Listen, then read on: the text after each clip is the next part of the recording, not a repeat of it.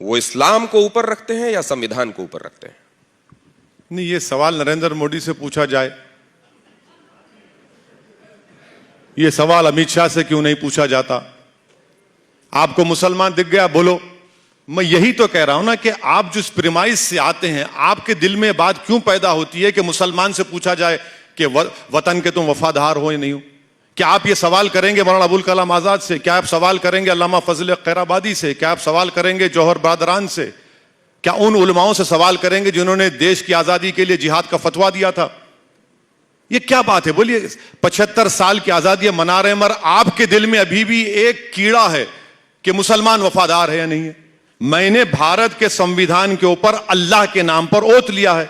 अब इससे बढ़कर अब मुझे आपसे वफादारी की सर्टिफिकेट की जरूरत नहीं है। आप क्या सोचते, मुझे उसकी फिक्र नहीं है। मैं ये कह रहा हूं कि देश में मुझे अपने मजहब पर चलने की पूरी इजाजत है। मुझे देश के चप्पे चप्पे से मोहब्बत है। मैं जब तक जिंदा रहूंगा, इस सरजमीन पर रहूंगा, जब अल्लाह की तरफ से वक्त आएगा तो इसी जमीन में चला जाऊंगा। अब इसके बावजूद भी अगर आप मुझ पे पूछा जाएंगे कि ये सवाल है, क्या सवाल है? ये तो गलत सवाल है। आपका ये सवाल उठता ही नहीं चाहिए, प्रेमाइस गलत है इसका। संविधान पर आपका अकीदा है, संविधान को आप सबसे ऊपर रखते हैं? बिल्कुल, संविधान से देश चलेगा ना। संविधान से देश चलेगा। तो संविधान में आर्टिकल 44 के संदर्भ में आपका क्या ख्याल है? संविधान में शराबबंदी पर आपका क्या पोजीशन है? आप लोग 6:30 बजे के बाद पीते हैं, टून हो जाते हैं, इसलिए आप डायरेक्टर प्रिंसिपल की बात नहीं करते। बताइए क्यों नहीं करते आप? संविधान में इस बात का जिक्र है कि भारत के जो नेचुरल रिसोर्सेस हैं इक्विटेबल डिस्ट्रीब्यूट होना चाहिए। आज देश की 55% वेल्थ 5% लोगों के पास है, वो डायरेक्टर प्रिंसिपल भूल गए आप। अनएम्प्लॉयमेंट का जिक्र देश ने किया था। 1947 के बाद हमने कहा था कि वी विल इरेडिकेट पॉवर्टी। आज सबसे बड़े प्रदेश का मुख्यमंत्री कहता है कि भाइयों बहनों, अब 23 से 21 साल कर दिए, खुश हो जाओ। डायरेक्टिव प्रिंसिपल में ये चीजें भी हैं। आप 44 की बात करते हैं, तो बताइए 44 में आप क्या करना चाहेंगे? गोवा में अगर एक हिंदू भाई और उसकी वाइफ को मेल औलाद नहीं होती है तो वो दूसरी शादी कर सकते हैं। आप यूनिफॉर्म सिविल कोड की बात करते हैं, क्या आप जाकर हिमाचल प्रदेश में एग्रीकल्चर लैंड खरीद सकते हैं? नहीं खरीद सकते। आप यूनिफॉर्म सिविल कोड की बात करते हैं कि हमने संविधान में नॉर्थ ईस्ट के मिजोरम, नागालैंड को, उन स्टेट्स को उनका कल्चरल राइट प्रोटेक्शन का संविधान में इख्तियार दिया। चलिए करके देखिए क्या तमाशा होता है वहां पर। यूनिफॉर्म सिविल कोड की जरूरत नहीं है, मेरा मानना है। इस देश की खूबसूरती उसकी डाइवर्सिटी है। और याद रखिए कि असदुद्दीन ओवैसी को बइज़्ज़त मुसलमान आर्टिकल 29 का जो फंडामेंटल राइट है, मुझे राइट टू कल्चर का प्रोटेक्शन है। मुझे उस पर आप कैसा छीन सकते हैं मुझसे? आप आर्टिकल 29 मुझसे आप नहीं, मेरा सवाल आप दूसरी तरफ ले गए। दोनों ही बार जब मैंने आपसे बात पूछी, मेरा ना मंतव्य था आपसे जब मैंने ये पूछा कि आप इस्लाम को या संविधान को किसको ऊपर रखते हैं, मैंने बहुत पर्पस के साथ वो सवाल किया था, लेकिन आप दूसरी तरफ ले गए। दूसरे जब मैंने आपसे आर्टिकल 44 पूछा, मैं खेत की बात कर रहा हूं, आप खलिहान की बात करने लगते हैं। मैं आपसे पूछ रहा हूं आर्टिकल 44 के संदर्भ में, आप तुरंत उसको दूसरी तरफ। आप 6 बजे के बाद शराब पीना तुम किसके संदर्भ में कह रहे हैं मुझे नहीं मालूम, लेकिन मैं आपसे एक बात जानना चाहता हूं। आप परमिट कीजिए, मैं आपसे एक बात जानना चाह रहा हूं। इस देश में एक सेकंड, इस देश में एक बाप है, उसके 4 लड़कियां हैं। एक की शादी ईसाई से होती है, एक की शादी मुस्लिम से होती है, एक की शादी पारसी से होती है, एक की शादी हिंदू से होती है जी। वो अपनी 4 बेटियों के लिए बराबर अधिकार चाहता है। वो बाप, उस बाप की क्या गलती है सर, बताइए आप। अरे कौन रोक रहा है आपको? दीजिए ना। यही तो है 44 सर। अरे सर यही तो है यूनिफॉर्म सिविल कोड सर। एक मिनट सुनिए। उत्तर प्रदेश में एग्रीकल्चर लैंड में क्या हमारी हिंदू बेटियों को हिस्सा मिल रहा है? क्या उत्तर प्रदेश में मुस्लिम पर्सनल लॉ बोर्ड ने रेजोल्यूशन पास करके दे दिया कि एग्रीकल्चर लैंड में हिस्सा मिलना चाहिए? दीजिए ना। और ये कौन रोक रहा है आपको? करिए ना आप। अच्छा एक बात बताइए, राइट टू विल आप निकाल देंगे क्या? करिए, निकालिए, राइट टू विल निकालिए। क्या कानून की बात कर रहे हैं आप? विल से सब कर दे सकते, निकालिए, राइट टू विल निकालिए आप राइट टू विल नहीं निकालेंगे। आपको लगता है कि ये मुसलमान, अरे छोड़िए ना। आप देश को देखिए पूरा। आपको लगता है नहीं 4 बेटियां हैं, अरे भाई 4 बेटियां हैं, उसको क्या करना है? जैसे आपने कहा कि एक से दूसरी शादी, ठीक है, स्पेशल मैरिज एक्ट में करिए आप शादी, कौन रोक रहा है आपको? मगर मेरा जो कल्चर का प्रोटेक्शन आर्टिकल 29 में है, आप मुझसे क्यों छीनना चाहते हो उसको, मुझे समझ में नहीं आ रहा। और आप ये क्यों गलतफहमी आपको है कि आपका कल्चर अच्छा है और मेरा कल्चर गलत है? ये बिल्कुल गलत है। ये किसने कब कहा कि अरे आपका कल्चर नहीं, ये आप आपने ये देखिए, सवाल करके आपने ही देखिए, बता रहे हैं। अब आपने कुछ दो चीजें खुद साबित कर दी।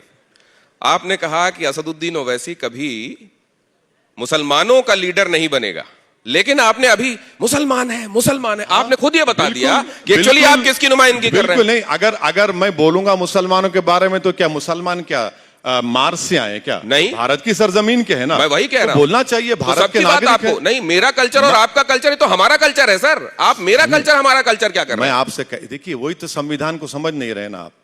अगर आप आर्टिकल 29 पढ़ लीजिए खोल के, जरा पढ़ लीजिए खोल के आर्टिकल 29। वो सवालात हैं आपके, व्हाट्सएप ग्रुप है वो आपका। वो आर्टिकल 29 में तो कल्चर का प्रोटेक्शन मुझे दिया गया है, आप क्यों छीनना चाहते हो उसको? अच्छा, आपको मालूम कि नॉर्थ ईस्ट स्टेट्स में कल्चर का प्रोटेक्शन दिया गया है? अरे हर जगह का कल्चर इस देश की खूबसूरती है।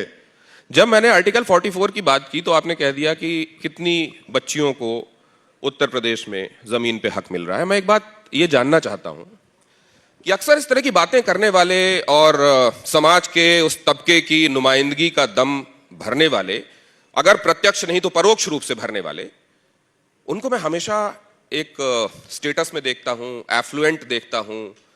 वो विदेश से पढ़कर भी आते हैं। मैं आपकी बात नहीं कर रहा हूं, हालांकि आप भी विदेश से पढ़कर आए हैं, लिंकन इन से बैरिस्ट्री आपने पढ़ाई की, मैं आपकी बात नहीं कर रहा हूं। लेकिन वो तमाम लोग मेरे को एफ्लुएंट दिखाई देते हैं। वो जिस तबके की बात होती है सर, वो गरीबी दिखाई देता है। ये भी थोड़ा मुझको आप माजरा समझाएंगे, क्योंकि आप तो सर ऊपर से नीचे तक पूरा मशीन भी देख चुके हैं। आपका सवाल खुल के करिए। आप क्या पूछना चाह रहे, खुल के करिए। मैं आपकी समझ में नहीं आया आपको, नहीं मैं समझ में समझाता आया, मुझे नहीं समझ में आया सर। आपकी तरह अक्लमंद होता तो एंकर बन जाता। आर्टिकल 44 की बात करने पर उसको जिन गलियों में घुमाया, मुझको नहीं, गलियों में नहीं, नहीं, आपने कई सारी चीजें समानांतर रूप से खींची सर। मैं ये कह रहा हूं कि ये होना है तो ये भी साथ में हो जाना चाहिए। वो क्यों नहीं हुआ, फिर ये बात करेंगे, तब ये बात होनी चाहिए। ये जो झमेला है सर, इसके चक्कर में ये तो नहीं होता कि कुछ लोगों ने मुद्दों को हमेशा जिंदा रखा है ताकि उन मुद्दों पर उनकी अपनी खेती बाड़ी पॉलिटिक्स की वो बढ़िया जारी रहे, वो एफ्लुएंट रहे, उनका कुल खानदान कारोबार चलता रहे और वो मुद्दे जस के तस रहें। ये मैं पूछना चाहता हूं। देखिए, मैं आर्टिकल 44 की मुखालिफत इसलिए कर रहा हूं क्योंकि पिछले लॉ कमीशन को मैंने अपने ओपिनियन पूछे थे तो हमने लिख कर दिया उनको। और आज भी आपसे कह रहा हूं कि आर्टिकल 44 का वायलेशन या आर्टिकल 44 को इंप्लीमेंट करना या जो भी कानून बनाना, उसके खिलाफ हम इसलिए हैं क्योंकि हमारे को राइट टू कल्चर आर्टिकल 29 का हमारा हिस्सा है। हम अपने कल्चर को, जो फंडामेंटल राइट है, फंडामेंटल राइट को आप नहीं छीन सकते मुझसे। आप दिनेश साहब, मेरा फंडामेंटल राइट है। अब आप ये बताइए कि इसमें एफ्लुएंट, उसमें क्या है? भाई मैं ये कह रहा हूं कि आप एफ्लुएंट की बात कर रहे हैं ना, संविधान में डायरेक्टिव प्रिंसिपल लिखा है कि देश के नेचुरल रिसोर्सेज सब में इक्वली डिस्ट्रीब्यूट होनी चाहिए। मैं आपको डेटा दे रहा हूं कि देश की 55% दौलत 5% लोगों के पास है। वो क्यों हो रहा है? देश का पूरा एयरपोर्ट, देश के पूरे पोर्ट्स एक आदमी के पास क्यों है? बताइए मेरे को। ये क्या डायरेक्टिव प्रिंसिपल का वायलेशन नहीं है? आप बताइए मेरे को। गरीबी, आप 4 साल का टीओडी करते हैं, आप गरीबी उसका मुकद्दर बना रहे। उस पर देखिए ना, अनएम्प्लॉयमेंट 8% है, आप उस पर नहीं बात करेंगे। किस पर बात करेंगे आप? आप सुनिए, इसी तरीके से जनसंख्या नियंत्रण पर भी बात नहीं होना चाहिए? करिए बात आप। हाँ, अच्छा बात किया आपने। 2020 दिसंबर में नरेंद्र मोदी की सरकार ने सुप्रीम कोर्ट को लिखकर एफिडेविट दिया कि 2 चाइल्ड नॉर्म के हम खिलाफ हैं क्योंकि टीएफआर रेट गिर चुका है। अब आप मुझे बोलेंगे, अच्छा परसों जो नेशनल फैमिली हेल्थ सर्वे आया 1 महीना भर पहले, उसमें देख लीजिए टीएफआर रेट जो पहले मुसलमानों का था अब कितना है, आप देख लीजिए ना। तीसरी अहम बात यह है कि जो देश के प्रधानमंत्री और भाजपा वाले नहीं बताते हैं कि इस देश में जो डेमोग्राफी है वो किसी विश्व में किसी कंट्री के पास नहीं है। आप उस डेमोग्राफी के लिए क्या कर रहे हैं बताइए ना। छोड़िए ये सब आप जो बातें कर रहे हैं। भाई अगर 50% आबादी हमारी 25 साल से कम उम्र की है, 60% आबादी 45 साल की, तो आपने नौकरियां क्यों नहीं दी उनको? आपने नौकरियां नहीं दी। अब आप कहते हैं 15 लाख में नौकरियां दूंगा 2 साल में। मेक इन इंडिया जब हुआ था 2015 में, आपने कहा make in India, skill India, startup India. देश के प्रधानमंत्री ने कहा था कि मैं 10 करोड़ नौकरियां दूंगा 2022 तक। कहां गया डेटा? वो आप उस पर बात ही नहीं करते।